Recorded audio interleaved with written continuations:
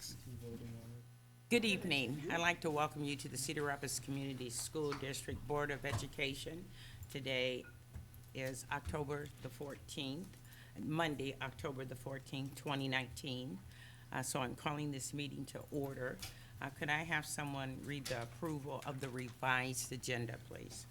Sure, I move that the agenda of Monday, October 14th, 2019 Board of Education meeting be approved as set forth, that each item is considered ready for discussion and/or action. Can I have a second? Second. This requires a roll call. Director Borcherding? Aye. Director Anhalt? Aye. Director Jansen? Aye. Director Laverty? Aye. Director Jacobo? Aye. President Humbles? Aye. Next, we'll move to the public hearing. It's BA 2131, a public hearing for instructional time reporting in hours versus days. Board Secretary Day, have you received any correspondence regarding the proposal? I have received no correspondence. At this time, do we have anyone interested in addressing the board for this public hearing? Seeing none, we will now close the public hearing and move on to the superintendent, and also we'll have some board reports. Well, thank you very much, President Humbles, and welcome to October 14th. It is indeed fall, and we have a lot going on. It's hard to believe that we're moving into closing in on the first quarter of the year. Feels like we've just gotten started. So this morning, several CRCSD schools had some very special visitors. Zach Johnson, PGA golfer, along with his wife Kim, visited schools where Kids on Course program is taking place. Zach met with first graders at Hoover Elementary and chatted with them about their favorite things to learn and what they like about school.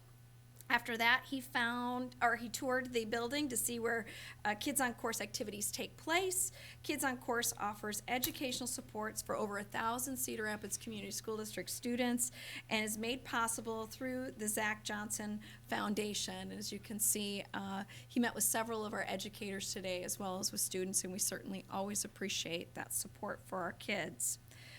Secondly, breaking down cultural barriers. Franklin Middle School, along with CREA, is inviting you to be part of the conversation to establish a common language and discuss approaches to use when conversations become difficult.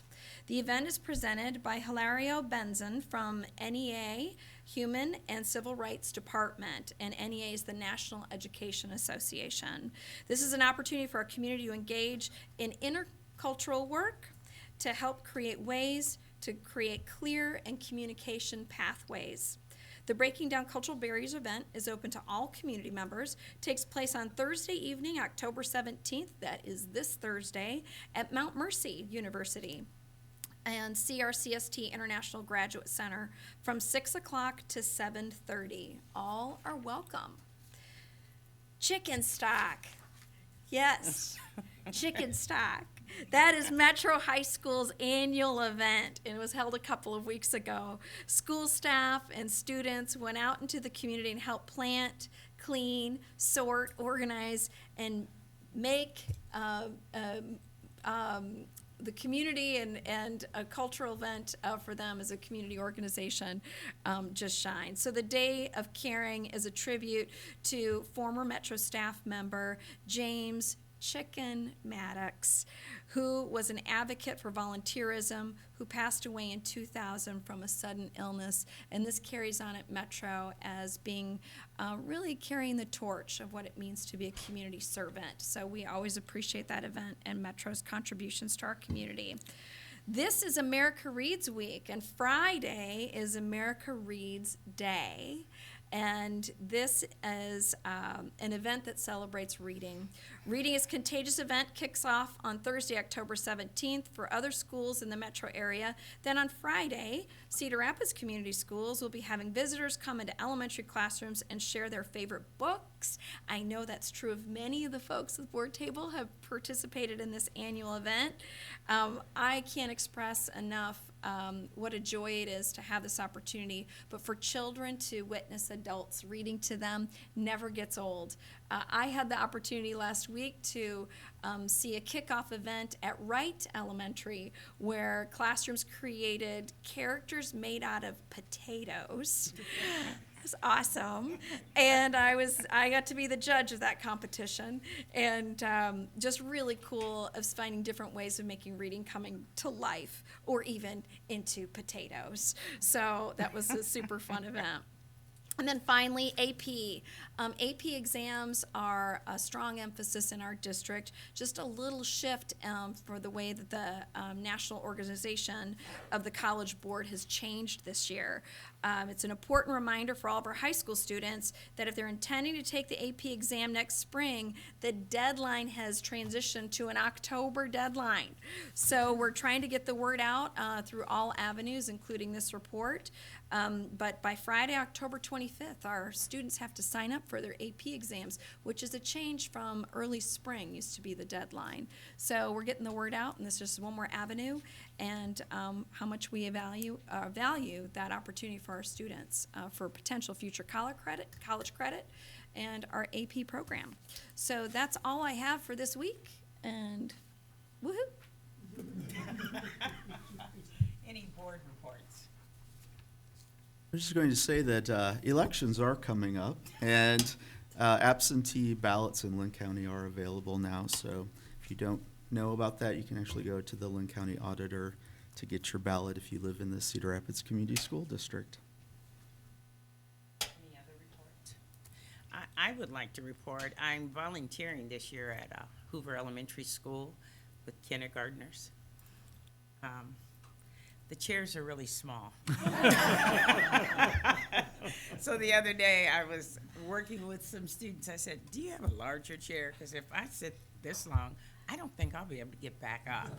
But it's been a great experience, a lot of touching, but it is fun. And working with kindergartners, I haven't worked with children that young in years since I worked at the university. So it's been a great experience at Hoover to work with the students there. So it's been a fun time. Anyone else? Well, we'll move on to communications, delegations, and petitions. I have none. And we do not have any, so since there are not any, we'll move on to our consent agenda. Are there any items that the board would like to pull for comment or questions or a separate vote? The only thing I would say, President Humbles and members of the board, is that you do have in front of you some revised, and the reason that the agenda was revised was the policies 508, 9, and 10. Right. So those are in front of you, as well as 506.8, 8A, and 8B, which deals with FMLA. I have a couple of items. So one that's just a comment, and that's the BA 2132 about our delegate assembly, the IASB delegate assembly. I have been served as a legislative representative to the board, and just to point out that by the bylaws, from what I'm understanding, I'm a member of the IASB Executive Board, and we're not currently eligible to be voting members of the Delegate Assembly. Although it's my understanding there will be a bylaw change that will be presented at this year to allow that. But just to let you know, and I appreciate Jennifer stepping in and so on to take on that role. And then the other is, I have a question about BA 2141, which is our contract with our architects for the Coolidge build. And my question is, I'm kind of a new process as far as being on the board and actually going through a construction. I think when we built the LSC, I was just coming on at that point. We've had some events recently, not locally, but I know there was some problems with a building down in Iowa City not too long ago in the construction. We saw over the weekend a building down in New Orleans being under construction, collapsing. As we go into a new build, I just wondered how we cover or would be covered with the liability, whether that would come under the architectural contract or how we would protect our interests as we move forward.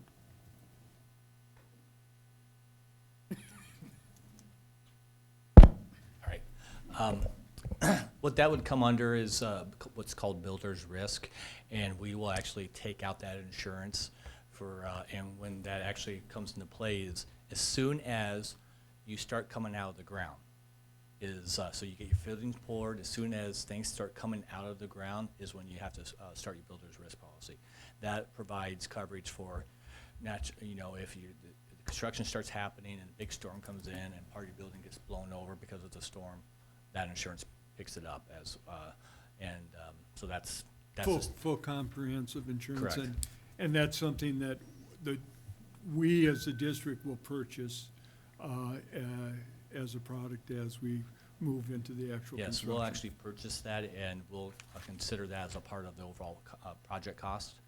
That builder's risk insurance will be kind of rolled into our overall cost for building the facility. Thank you. Yep. The architects also and the engineers also have liability insurance, professional liability insurance. So Correct. if they make a mistake in the process of the design That causes that to happen. that causes that, then that's on them and their Correct. insurance, right? Correct, Okay. yes, yeah. So if it's found that they are the cause of it, whatever, yeah, Right. so. And would the builder then? The builder as well has insurance requirements as So well. We've yeah. got three-way coverage there. Right, depending, like, if it's a natural disaster that causes that, obviously our builder's risk is gonna be the one that Right, picks that up, I- so, right, just yeah. forethought, that's Yeah. all. Hopefully, we'll not see any of those. Thank you. Yeah. I have no further questions, and that doesn't need to be held. Thank you. The consent agenda requires a roll call vote Director due Anhall? to the Oh, sorry. personnel report. Thank you. Director Anhall? Director Jansen? Aye. Director Laverty? Aye. Director Jacobo? Aye. Director Borcherding? Aye. President Humbolds? Aye. Next, we'll move on to learning and leadership, digital literacy update. So we'll have, I'll turn the meeting over to Craig and Ryan for tonight's presentation. And I think Craig was not able to join us tonight, so Ryan will be taking the lead, and we have some other members of our district to champion this session tonight. So Craig isn't able to be here, so hopefully I can take over for him. But really tonight is a spotlight on some of our teachers and not on the Office of Digital Literacy, but really the people that are doing the work. So to kick it off, I just want to thank our DLTs. This is a representation of our digital literacy trainers. We have them at every building. And so 2 of them are able to come tonight in person and 1 via a YouTube video. But also want to thank the administrators, the teachers, and the teacher leaders that have really brought this to life, and as well as your support for setting the groundwork for over the last 2 years. We're starting to see the fruits of the labor, and we thought it would be great to actually see people that are living and breathing this every single day and hear their stories. So I'm going to pass it over to them, let them introduce themselves and where they teach, and we'll just hear from the teachers that are doing it. Now, this is a really tricky thing, and the Office of Digital Literacy has a hard time with it. So that button makes it go. Okay, That's, well, that's good to know. go look at some passport. The one that's neon pink? Okay. Superintendent Bush, members of the school board, good evening. My name is Matt Oliphant, and I teach Earth Science and AP Environmental Science at Jefferson. I was asked by Mr. Reedstrom here tonight to provide a very brief reflection regarding the digital literacy and the one-to-one device rollout that started this fall. Up to last year, 8 laptop carts were the conduit by which most of the 1,500 students at Jefferson experienced technology-based lessons. As one can imagine, access was limited at best. Now that we have daily access to devices, the opportunities to use technology in meaningful ways has greatly increased. I don't have to cut investigations short because we don't have the computer cards tomorrow. I can try different versions of lessons and activities. My students can easily collaborate using Google Apps at school and also at home when they're not at school. The initiative to go one-to-one this year provides teachers and students with opportunities to integrate technology in new and meaningful ways, all while being careful to remember that it's not really the technology that is the central focus. Rather, it's what we do with the technology that matters most. Thank you.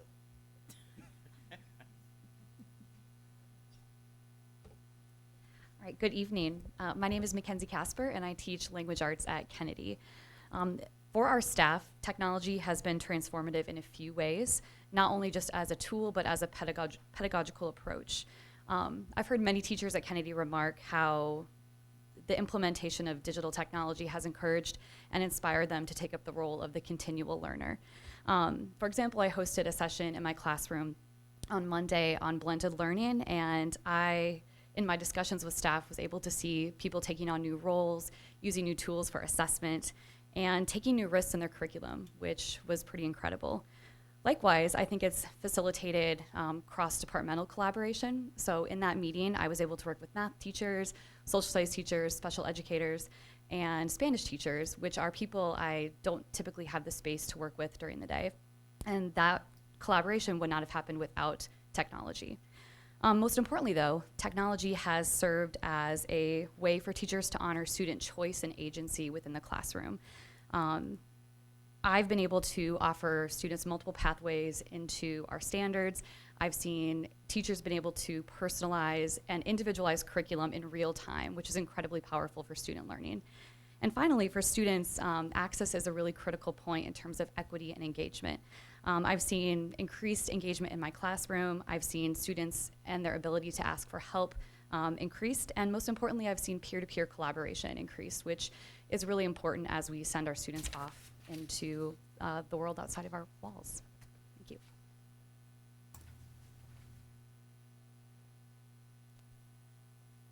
Good evening. My name is Trevor Templeman. I teach social studies at Metro High School. Sorry I'm not able to be there tonight. I had some familial obligations. I do want to spend some time talking to you tonight about what I think technology has done for my classroom. It's increased access and engagement. Foremost, I think students have access to the curriculum and to what we are doing in the classroom every day, anywhere. And that's important because some of our students are not here for a variety of reasons. So they have a chance to do the work that they need to. And I think it increases their engagement in the process of education. What I mean by that is not just in my classroom, but students are able to access the Google classwork that we're doing, or they're able to ask questions about what happened in school that day. I had a student use the Google Hangout feature to ask me a question he had over video. I've had students turn in information or turn in assignments or ask questions about assignments via the Google Classroom. So I think that has been very, very useful. It's also changed how they're beginning to access information. So they're engaging with the content in different ways because they are having the opportunity to use what they normally use, technology, the internet, normally on their phone, to actually access news information or access some of the historical documents. So they're learning how to use the technology that they already use on a daily basis in a what I would consider a more effective, more critical manner than they do now. So this is what I think has been the big change using technology in my classroom. Thank you. Washington wanted to be here, but the representative, I didn't even think to have them film themselves, but Trevor did. I just didn't come across. I'm like, that was really smart. I should have asked Washington to do that. But they have a community night happening tonight, and their DLTs are helping their families at there, so they weren't able to be here. Couple of highlights over the last 4 months or so. So critical commitment number 2, clear learning outcomes and professional learning. We've had 6 days of digital learning, we called it. We have 30 certified trainers that will be certified at the end of this month. We've had 2 national speakers in, 9 professional learning days. We're bringing in a consultant that was bundled in with our Chromebook purchase, and they'll be working with our DLTs as well as our instructional coaches and our administrators, not just at the high school level, but at the middle school level as well as we start to ramp up for middle school. DLTs? Digital literacy trainers. We also have working with our instructional coaches around the 43 NASOT elements, our new art and science of teaching, so that we use that framework on top of what digital tools are, because our philosophy is first you talk about the outcomes, the strategy, and then the tool. So we want to embed that in the learning that staff are already having, not have an or situation, technology or teaching, but have an and situation. We do have 27 digital literacy trainers. So these digital literacy trainers are funded through our teacher leadership and compensation. Craig felt it was very important, so we have funded through the technology budget 2 DLTs or digital literacy trainers at the middle school levels as well, and those are being hired right now so that we can ramp up for them as well. And we have about 200 staff members that have gone through the level 1 training.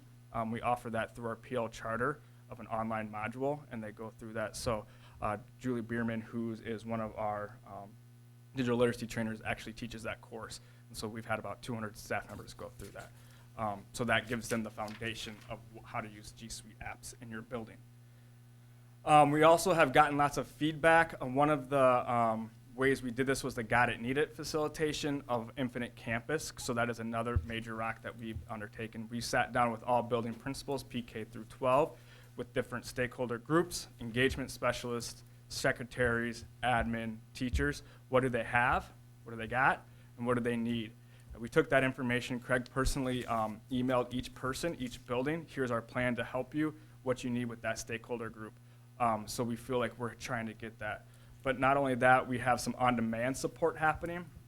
For example, at Washington and Kennedy and Taft, we sent our application specialists and myself and our accessibility coach for a full day of half-hour one-on-one meetings with teachers just to sit down and say, hey, I don't know how to create an assignment. Can you show me? Or I want to use Google Classroom, but this isn't working. So we sat down there, they had appointments, and we worked with them one-on-one for that job-embedded learning.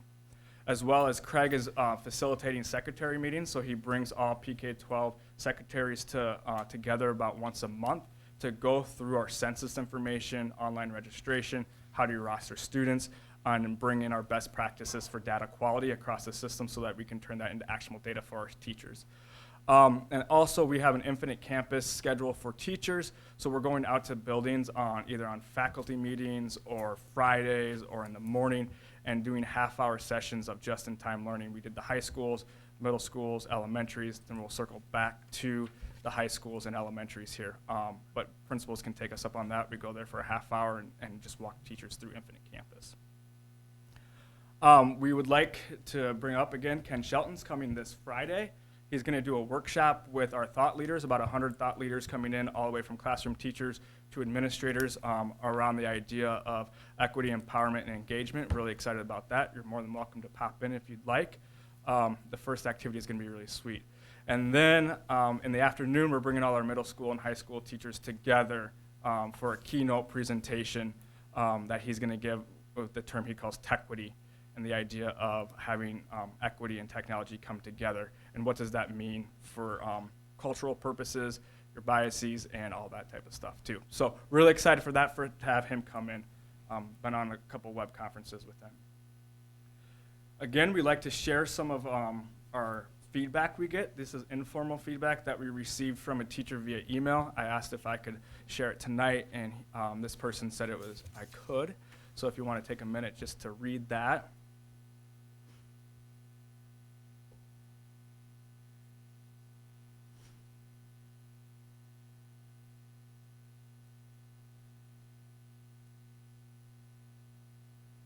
That really just fills our buckets, because some days this is tough work for teachers, and to hear that coming from teachers as well as other people just fills our bucket. So we want to keep that in the front of our mind too, because it is tough work, but we need to persevere. So with that being said, I'd like to open it up to questions, and we have 2 resident experts here, so if you want to ask them your questions, you're more than welcome. Director Laverty.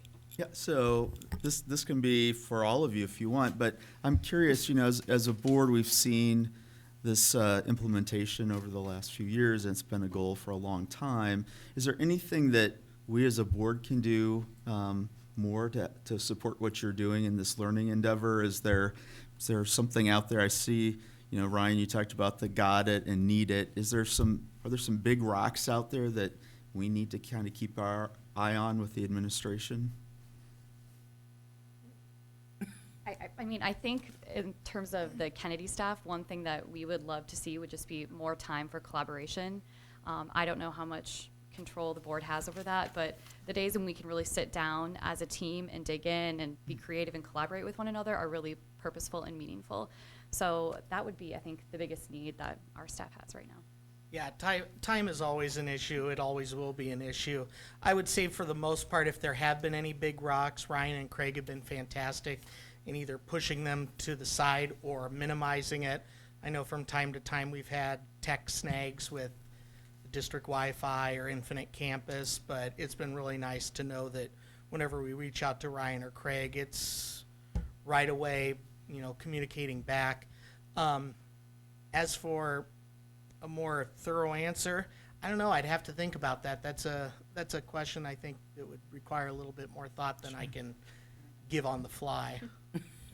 Sure. Hey, just to follow up, so you mentioned, I think, that students are using this at home, and I know we had a real emphasis as an administration and board of trying to make sure that students had access at home, so we have the free or low cost internet access. And are you finding students are actually using that?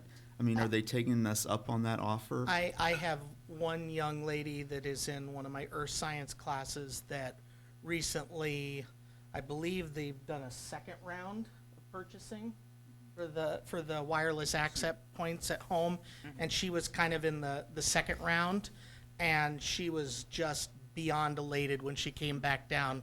She had to go up to Mr. Bush in the library and get the Wi-Fi, hotspot, and came back. It was like, Mr. O, look at what I got. Now I can get on the, it was so cool. It was so cool.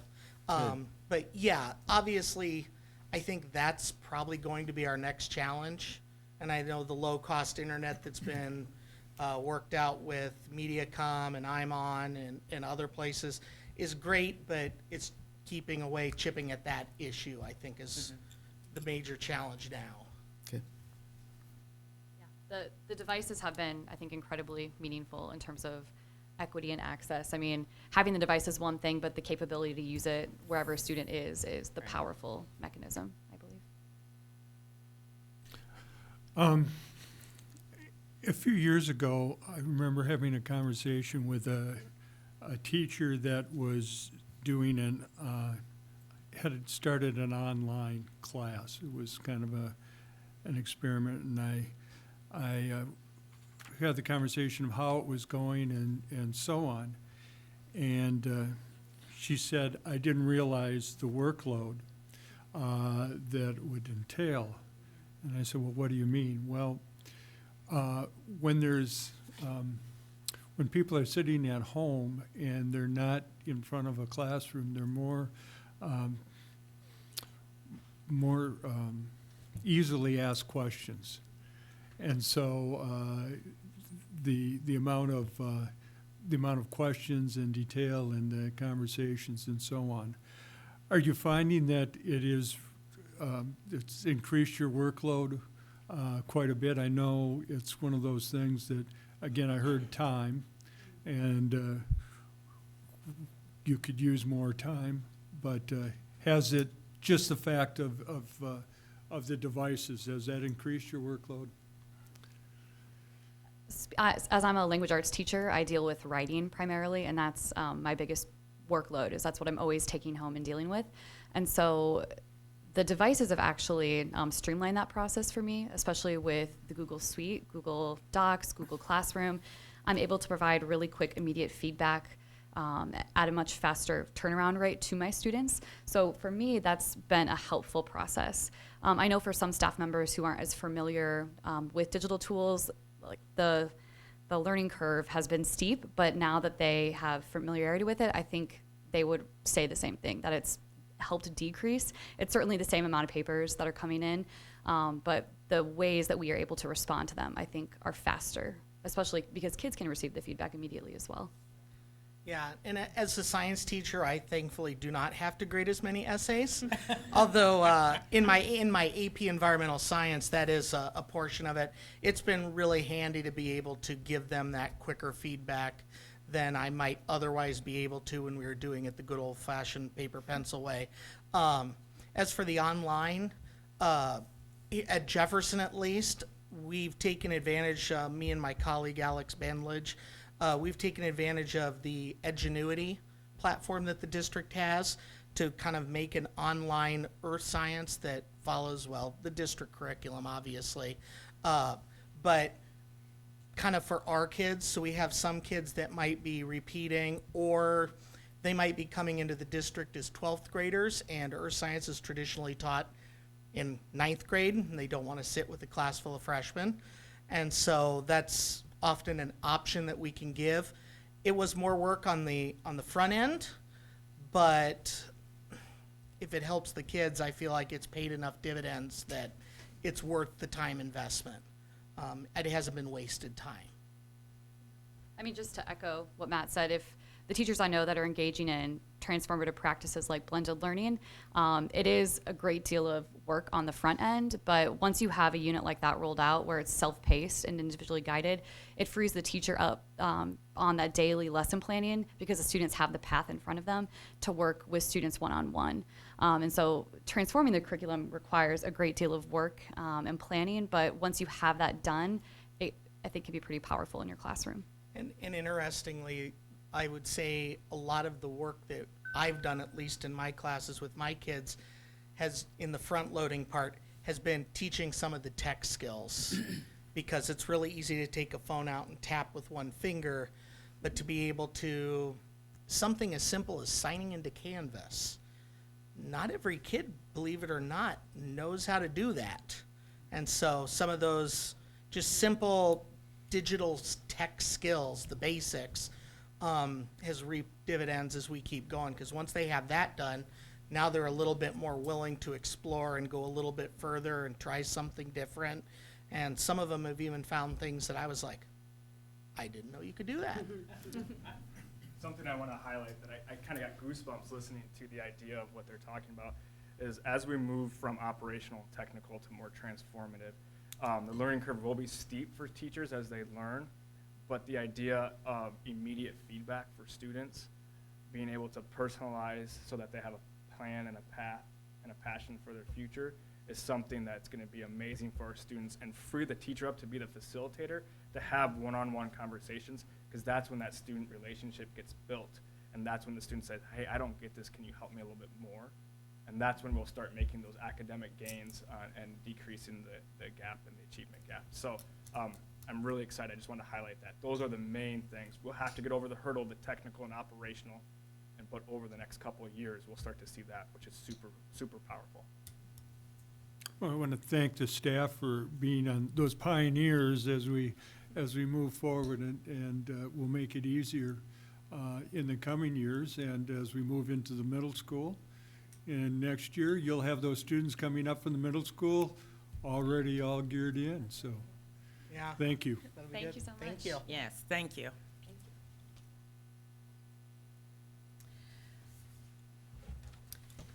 Next, and we're going to administration. Dave and John will provide us with an update of the 2021 fiscal plan and equipment levy projects. Good evening, Dave. I'll kind of just take this part, and then you feel free to step in if needed. Very similar to last year, if we can recall, roughly a year ago at this time. So this is the year 6 PEPL promise, so the projects that we'll be doing next summer for the most part. In your packet there's a few different spreadsheets. So kind of, I'm going to say the first section, those are all designated projects for year 6. So back when the inception of the plan, we had designated projects for each year. The first section are those designated projects that we're moving forward with, planning to move forward with, I should say.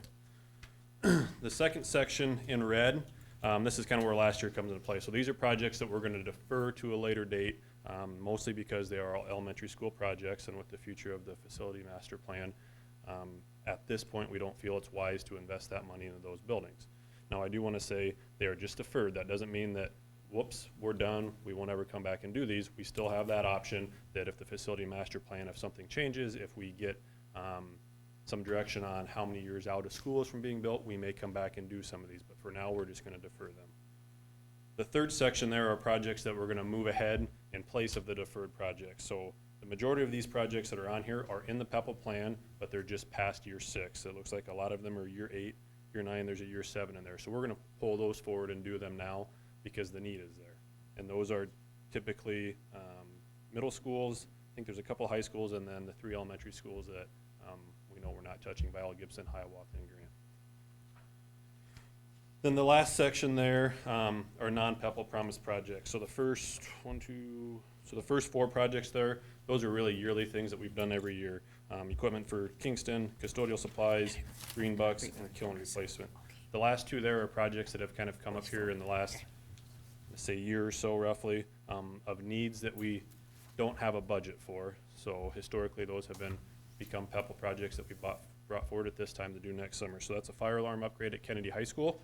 That system's just aging rapidly, and we're no longer able to get a lot of replacement parts. So at some point in time, we won't be able to get replacement parts, and now we're trying to do emergency repair. Obviously, I don't think any of us want to get into that point when it comes to a fire alarm system. So trying to be a little bit proactive there.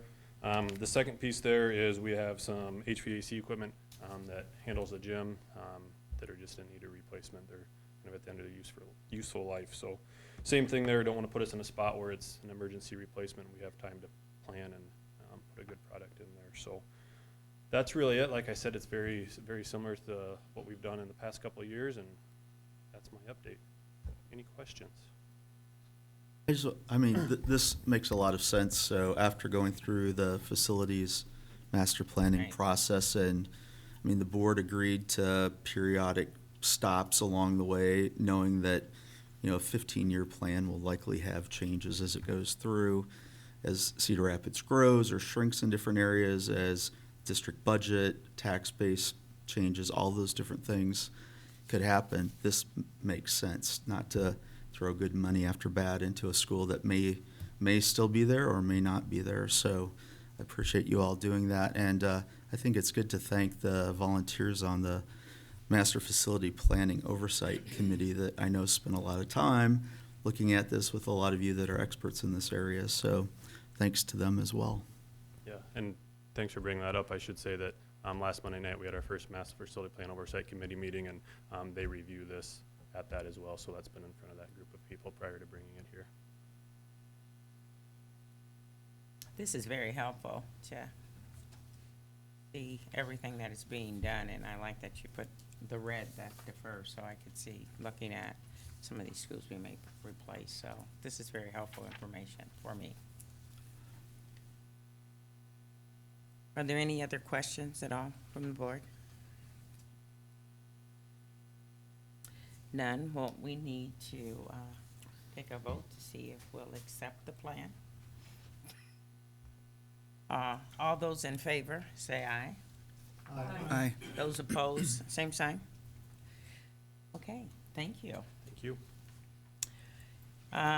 Last on our agenda is the approval of a resolution.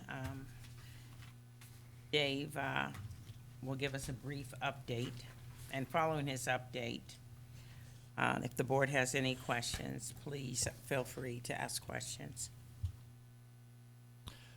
Okay, we've been working on going out and refunding some previous save bonds. I think they were the 2010 save bonds that we were looking at refunding. And Tim Oswald with Piper Jaffray, actually we hired them to do the gathering of all the bids that we receive and helping us down that path.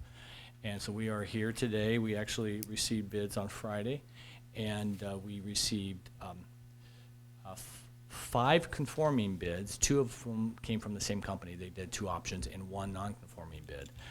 So tonight we're going to be asking the board to approve option 1 from D&T Asset Trust. It's a subsidiary of JP Morgan Bank for the low bidder, and that's at 2.08%.